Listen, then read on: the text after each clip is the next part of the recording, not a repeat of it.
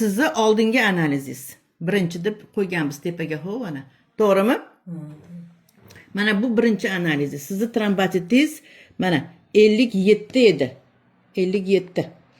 57 trombositingiz. Men sizga mana shu mahsulotlarni berdimmi? Berdingiz. Xo'p.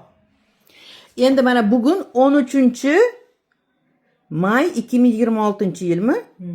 Yashang. Jigaringiz zo'r. Mana. Yana sizni hozir aytyapsiz, ovsiningiz doktormi? Kim doktor? Ovsinimda. Ovsiningiz doktor. Mana tekshirishgan. Mana. Zo'r. Hech qanaqa muammo yo'q jigarda. Ketdimi?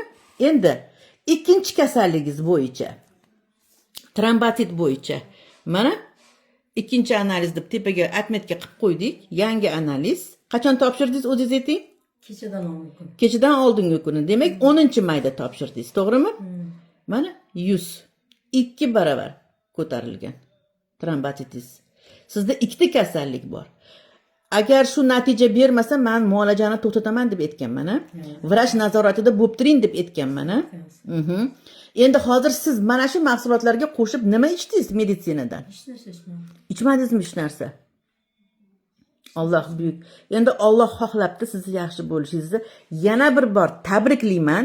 20 kunda ikkala kasalligingizda ham bomba natija. Jigaringiz zo'r. Mana. Hech qayerga jo'natganim yo'q. Xohlagan joyingizda tekshirtirib keldingiz.